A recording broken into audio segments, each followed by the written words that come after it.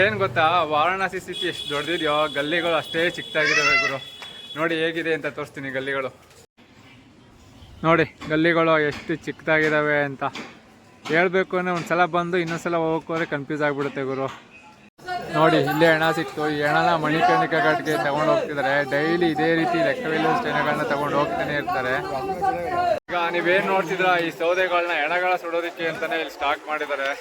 ಬನ್ನಿ ಇನ್ನೂ ಪಿಕ್ಚರ್ ಬಾಕಿ ತೋರಿಸ್ತೀನಿ ಹೇಗಿದೆ ಅಂತ.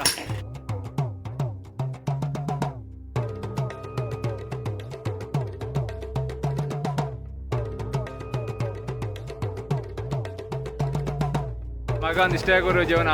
ಇದ್ದಾಗ ನಾನು ನಂದು ಅಂತ ಮೆರಿತೀವಿ. ಸತ್ಮೇಲೆ ನೋಡಿ ಈ ಥರ ಬೆಂಕಿಲ್ ಬೆಂದು ಬೂದಿ ಹಾಕ್ತೀವಿ. ಇನ್ನು ಕೆಲವರು ಮಣ್ಣಿನಲ್ಲಿ ಮಣ್ಣಾಗಿ ಹೋಗ್ತಾರೆ. ಏನು ಮಾಡೋಕ್ಕಾಗಲ್ಲ. ಸ್ನೇಹಿತರೆ, ಬೋಟ್ನಲ್ಲಿ ಹೋಗ್ತಿರ್ಬೇಕಾದ್ರೆ ನಿಮ್ಗೆ ಹೇಳಿದ್ದೆ ಮಣಿಕರ್ಣಿಕಾ ಘಾಟ್ ಬಗ್ಗೆ. ಅಲ್ಲಿ ದಿನವಿಡೀ ಲೆಕ್ಕವಿಲ್ಲದಷ್ಟು ಎಣ್ಣೆಗಳನ್ನ ಸುಡ್ತಾನೆ ಇರ್ತಾರೆ ಅಂತ. ಆ ಜಾಗನ ನಿಮ್ಗೆ ಹತ್ತದಿಂದ ತೋರ್ಸೋಣ ಅಂತ ಹೋಗ್ತಾ ಇದ್ದೀನಿ.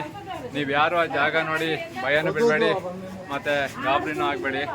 ಬನ್ನಿ ಹೇಗಿದೆ ಅಂತ ತೋರಿಸ್ತೀನಿ. ಇದೇ ನೋಡಿ ಎಂಟ್ರೆನ್ಸು. ನೋಡಿ ಮಣಿಕರ್ಣಿಕಾ ದ್ವಾರ ಅಂತ ಬರ್ದಿದ್ದಾರೆ. ಬನ್ನಿ ಒಳಗಡೆ ಎಂಟ್ರಿ ಆಗೋಣ.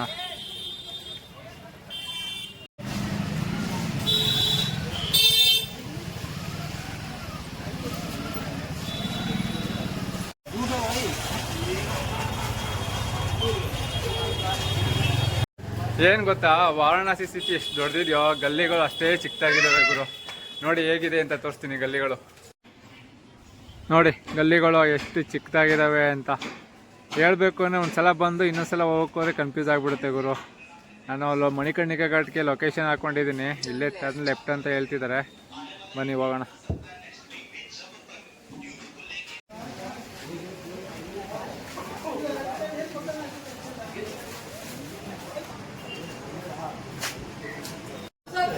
ನೋಡಿ ಇಲ್ಲೇ ಹೆಣ ಸಿಕ್ತು. ಈ ಹೆಣನ ಮಣಿಕರ್ಣಿಕಾ ಘಾಟ್ಗೆ ತಗೊಂಡು ಹೋಗ್ತಿದ್ದಾರೆ. ಡೈಲಿ ಇದೇ ರೀತಿ ಲೆಕ್ಕವಿಲ್ಲದಷ್ಟು ಹೆಣಗಳನ್ನ ತಗೊಂಡು ಹೋಗ್ತಾನೆ ಇರ್ತಾರೆ.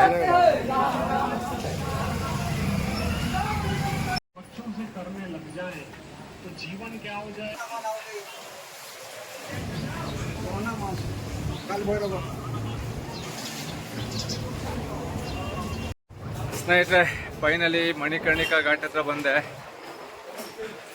ನೋಡಿ ಮಣಿಕರ್ಣಿಕಾ ಘಾಟ್ ಹತ್ರ ಬರ್ತಿದ್ದಂಗೆ ಈ ರೀತಿ ರಾಶಿ ಸೌದೆಗಳು ನಮ್ಮನ್ನ ವೆಲ್ಕಮ್ ಮಾಡ್ತವೆ. ಈ ಸೌದೆಗಳನ್ನ ಕೆಜಿ ಲೆಕ್ಕದಲ್ಲಿ ಹೆಣಗಳ ಸುಡೋದಕ್ಕೆ ಅಂತ ಯೂಸ್ ಮಾಡ್ಕೊತಾರೆ. ಬನ್ನಿ ಹೊರಗಡೆ ಹೋಗಿ ಮತ್ತೆ ಏನೇನಿದೆ ಅಂತ ತೋರಿಸ್ತೀನಿ.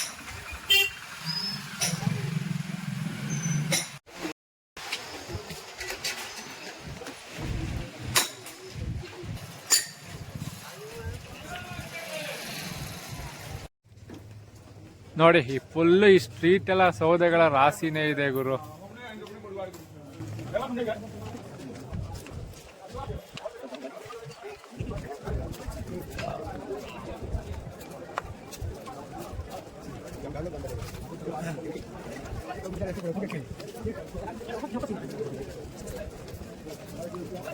ಈಗ ನೀವೇನ್ ನೋಡ್ತಿದ್ರ ಈ ಸೌದೆಗಳನ್ನ ಹೆಣಗಳ ಸುಡೋದಕ್ಕೆ ಅಂತಾನೆ ಇಲ್ಲಿ ಸ್ಟಾಕ್ ಮಾಡಿದ್ದಾರೆ. ಬನ್ನಿ ಇನ್ನೂ ಪಿಕ್ಚರ್ ಬಾಕಿ ತೋರಿಸ್ತೀನಿ ಹೇಗಿದೆ ಅಂತ. ಹೇಳ್ಬೇಕು ಅಂದ್ರೆ ಮಣಿಕರ್ಣಿಕಾ ಘಾಟ್ ವಾರಣಾಸಿಯ ಧಾರ್ಮಿಕ ಘಾಟ್ಗಳಲ್ಲಿ ಬಹಳ ಮುಖ್ಯವಾದದ್ದಾಗಿದೆ. ಇಲ್ಲಿನ ಲೋಕಲ್ ಜನ ದೂರದಿಂದ ಬರೋರಿಗೆ ಅಂದ್ರೆ ನಮ್ಮಂತವರಿಗೆ ಬೋಟ್ನಲ್ಲಿ ಮಣಿಕರ್ಣಿಕಾ ಘಾಟ್ನ ನೋಡ್ಕೊಂಡು ಹೋಗಿ ಅಂತ ಹೇಳ್ತಾರೆ. ಏನಕ್ಕೆ ಅಂದ್ರೆ ಇಲ್ಲಿನ ಆಚರಣೆ ನೋಡಿ ಜನ ಭಯ ಬೀಳ್ತಾರೆ ಅಂತ. ನಾನು ಅದೇನಾಗುತ್ತೋ ಆಗಲಿ ನೋಡ್ಕೊಂಡು ಬರೋಣ ಅಂತ ಹೋಗ್ತಾ ಇದ್ದೀನಿ. ಜೊತೆಗೆ ನಿಮಗೂ ತೋರಿಸ್ತೀನಿ. ಬನ್ನಿ ಇಲ್ಲಿನ ಆಚರಣೆ ಹೇಗಿರುತ್ತೆ ಅಂತ. ಈ ಮಣಿಕರ್ಣಿಕಾ ಘಾಟ್ನ ಎಲ್ಲಾ ಘಾಟ್ಗಳಿಗಿಂತಲೂ ಶಕ್ತಿಯುತವಾದದ್ದು ಅಂತ ಹೇಳ್ತಾರೆ.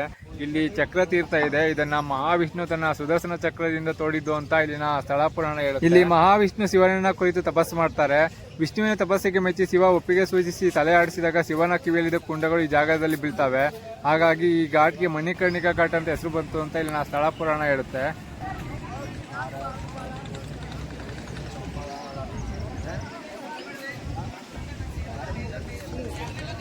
ಸ್ನೇಹಿತರೆ, ಇದೇ ನೋಡಿ ರತ್ನೇಶ್ವರ ಮಹಾದೇವ ಮಂದಿರ್. ನೀವು ಅಬ್ಸರ್ವ್ ಮಾಡ್ತಿರ್ಬೋದು, ಸ್ವಲ್ಪ ರೈಟ್ ಸೈಡು ಬೆಂಡಾಗಿರೋ ರೀತಿ ಕಾಣ್ತಿದೆ. ಇಲ್ಲಿಂದ ಸ್ವಲ್ಪ ದೂರದಲ್ಲಿ ಅಂದ್ರೆ ಅಲ್ಲಿ ನೋಡಿ, ಅಲ್ಲಿ ಮಹಾಕಾಳೇಶ್ವರ ಮಂದಿರ ಅಂತ ಇದೆ. ಅಲ್ಲೇ ಸವಾಗಾರ ಇರೋದು. ಅದನ್ನ ಆಮೇಲೆ ತೋರಿಸ್ತೀನಿ. ಬನ್ನಿ ಈಗ ಮೊದಲು ರತ್ನೇಶ್ವರ ಮಹಾದೇವನ ದರ್ಶನ ಮಾಡ್ಕೊಂಡು ಬರೋಣ.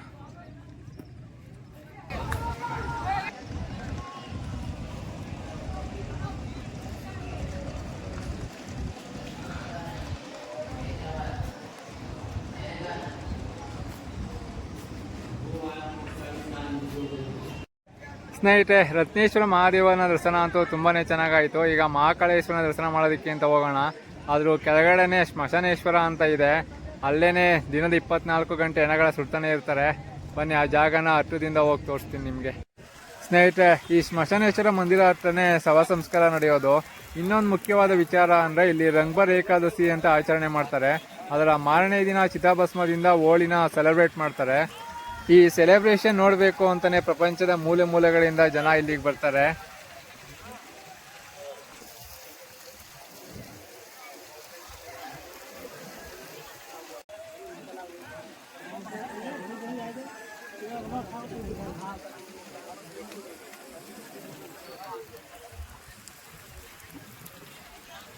ಮಗ ಒಂದಿಷ್ಟೇ ಗುರು ಜೀವನ ಇದ್ದಾಗ ನಾನು ನಂದು ಅಂತ ಮೆರಿತೀವಿ. ಸತ್ ಮೇಲೆ ನೋಡಿ ಈ ತರ ಬೆಂಕಿಲ್ ಬೆಂದು ಬೂದಿ ಹಾಕ್ತಿವಿ.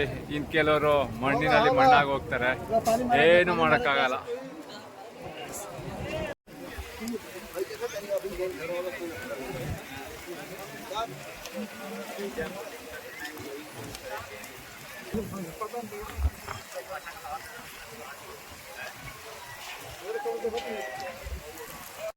ಈಗ ನೀವೇನ್ ನೋಡ್ತಿದ್ರ ಕಬ್ಬಿಣದ ಸ್ಟ್ಯಾಂಡ್, ಅದರ ಒಳಗಡೆನೆ ಹೆಣ ಸುಡೋದು. ಅದರ ಒಳಗಡೆ ಶವ ಇಟ್ಟು ಬರ್ನ್ ಮಾಡ್ತಾರೆ. ನೋಡಿ ಅಲ್ಲಿ ಕಾಣ್ತಿರೋದೆಲ್ಲ ಶವಗಳು ಬರ್ನ್ ಆಗ್ತಿರೋದು. ಇಷ್ಟೇ ಗುರು ಜೀವನ.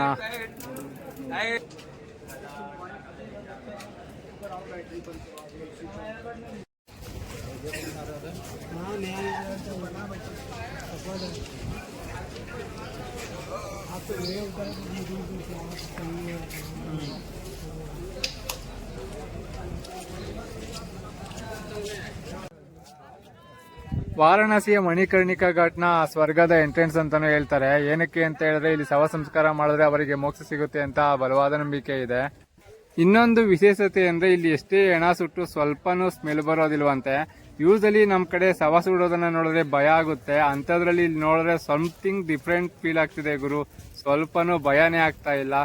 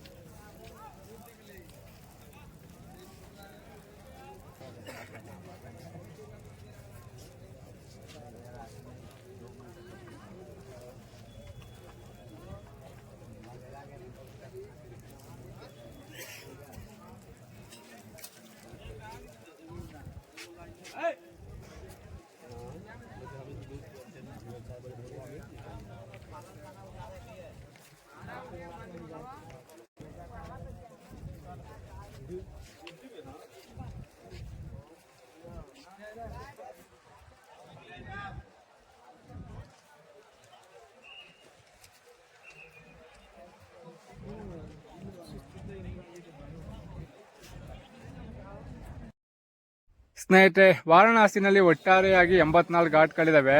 ಆ 84 ಘಾಟ್ಗಳಲ್ಲಿ 82 ಘಾಟ್ಗಳನ್ನ ಪೂಜೆ ಪುನಸ್ಕಾರ ಆಚರಣೆ ಮಾಡೋದಕ್ಕೆ ಅಂತ ಯೂಸ್ ಮಾಡ್ಕೊಂತಾರೆ. 12 ಘಾಟ್ಗಳನ್ನ ಮಾತ್ರ ಅಂತ್ಯಕ್ರಿಯೆ ಮಾಡೋಕೆ ಅಂತಾನೆ ಉಪಯೋಗಿಸ್ತಾರೆ. ಆ ಘಾಟ್ಗಳ ಹೆಸರು ಬಂದು ಮಣಿಕರ್ಣಿಕಾ ಘಾಟ್ ಮತ್ತೆ ಹರಿಶ್ಚಂದ್ರ ಘಾಟ್. ನಾನೀಗ ಮಣಿಕರ್ಣಿಕಾ ಘಾಟ್ನ ಎಕ್ಸ್ಪ್ಲೋರ್ ಮಾಡಿ ತೋರಿಸಿದ್ದೀನಿ. ಈಗ ಹರಿಶ್ಚಂದ್ರ ಘಾಟ್ನ ಎಕ್ಸ್ಪ್ಲೋರ್ ಮಾಡೋಣ ಅಂತ ಹೋಗ್ತಾ ಇದ್ದೀನಿ. ಬನ್ನಿ. ಮಣಿಕರ್ಣಿಕಾ ಘಾಟಿಂದ ಹರಿಶ್ಚಂದ್ರ ಘಾಟ್ ಹೆಚ್ಚು ಕಡಿಮೆ 1 ಕಿಲೋಮೀಟರ್ ಆಗುತ್ತೆ. ಇಲ್ಲಿಂದ ನಡ್ಕೊಂಡೇ ಹೋಗ್ಬೇಕು, ಅಂದ್ರೆ ನಟರಾಜ ಸರ್ವಿಸು. ಬನ್ನಿ ಹೋಗೋಣ.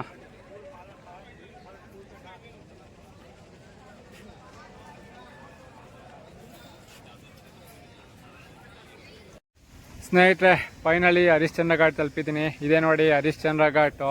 ಈ ಹರಿಶ್ಚಂದ್ರ ಘಾಟ್ ಬರೋದಕ್ಕೆ ಹೆಚ್ಚು ಕಡಿಮೆ ನೋಡಿ ಮಣಿಕರ್ಣಿಕಾ ಘಾಟ್ ಅಲ್ಲಿದೆ, ಅಲ್ಲಿಂದ 1 ಕಿಲೋಮೀಟರ್ ನಡ್ಕೊಂಡು ಹರಿಶ್ಚಂದ್ರ ಘಾಟ್ ತಲುಪಿದ್ದೀನಿ. ಇದೇ ನೋಡಿ ಹರಿಶ್ಚಂದ್ರ ಘಾಟು. ಇಲ್ಲೂ ಕೂಡ ಮಣಿಕರ್ಣಿಕಾ ಘಾಟಲ್ಲಿ ಶವ ಸಂಸ್ಕಾರ ಹೇಗೆ ಮಾಡ್ತಾರೋ ಸೇಮ್ ಅದೇ ರೀತಿ ಮಾಡ್ತಾರೆ. ನೋಡಿ ಆಲ್ರೆಡಿ ಒಂದು ಹೆಣನ ಮಲಗಿಸ್ತಾ ಇದ್ದಾರೆ ಶವ ಸಂಸ್ಕಾರ ಮಾಡೋಕೆ. ನೋಡಿ ಇಲ್ಲಿ ಆಲ್ರೆಡಿ ಒಂದು ಹೆಣ ಬೇಯ್ತಾ ಇದೆ. ಅಲ್ಲಿ ಬೆಂಕಿ ಇಡೋದಿಕ್ಕೆ ಅಂತ ರೆಡಿ ಮಾಡ್ತಾ ಇದ್ದಾರೆ ನೋಡಿ. ಇನ್ನು ಮಧ್ಯ ಸುಟ್ಟು ಭಸ್ಮ ಆಗ್ಬಿಟ್ಟಿದೆ. ಇಷ್ಟೇ ಗುರು ಜೀವನ. ಇನ್ನು ಹರಿಶ್ಚಂದ್ರ ಘಾಟ್ ಬಗ್ಗೆ ಹೇಳಬೇಕು ಅಂದ್ರೆ ಇಲ್ಲಿ ಸಿಗೋ ಚಿತಾಭಸ್ಮನ ಅಂದ್ರೆ ಬೂದಿನ ತಗೊಂಡೋಗಿ ಬೆಳಗಿನ ಜಾವ 4 ಗಂಟೆನಲ್ಲಿ ಶಿವನಿಗೆ ಅಭಿಷೇಕ ಮಾಡ್ತಾರೆ ಅಂತ ಹೇಳ್ತಾರೆ. ಇಲ್ಲಿರೋ ಪಾಸಿಟಿವ್ ವೈಬ್ಸ್ ಅಂತೂ ನೆಕ್ಸ್ಟ್ ಲೆವೆಲ್ ಗುರು, ಹೇಳ್ಕೊಳ್ಳೋಕೆ ಆಗಲ್ಲ, ಅಷ್ಟು ವೈಬ್ಸ್ ಇದೆ. ನೀವು ಈ ವೈಬ್ಸ್ನ ಒಂದ್ಸಲ ನಿಮ್ಮ ಲೈಫ್ ಟೈಮಲ್ಲಿ ಎಕ್ಸ್ಪೀರಿಯನ್ಸ್ ಮಾಡಿ ಅಂತ ಹೇಳೋದಕ್ಕೆ ಇಷ್ಟಪಡ್ತೀನಿ.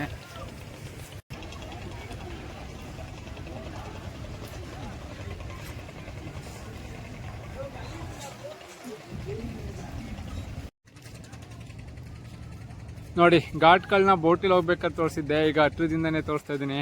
ನೋಡಿ ಎಂಜಾಯ್ ಮಾಡಿ, ಇದೇ ರೀತಿ ನಡ್ಕೊಂಡೋದ್ರೆ ಎಲ್ಲ ಘಾಟ್ಗಳು ಸಿಗುತ್ತೆ.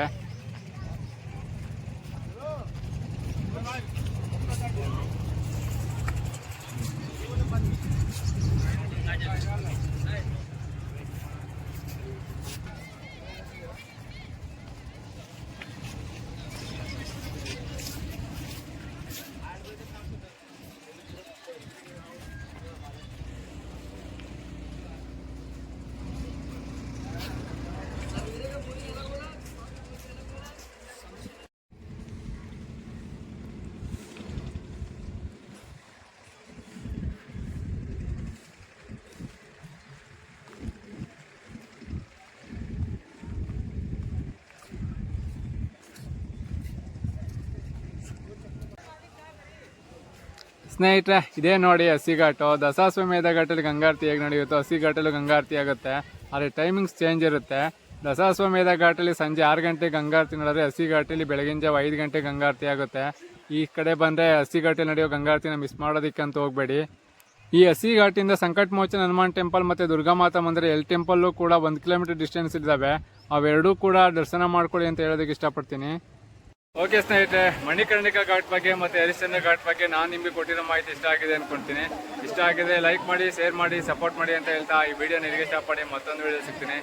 ಅಲ್ಲಿ ತನಕ ಬಾಯ್.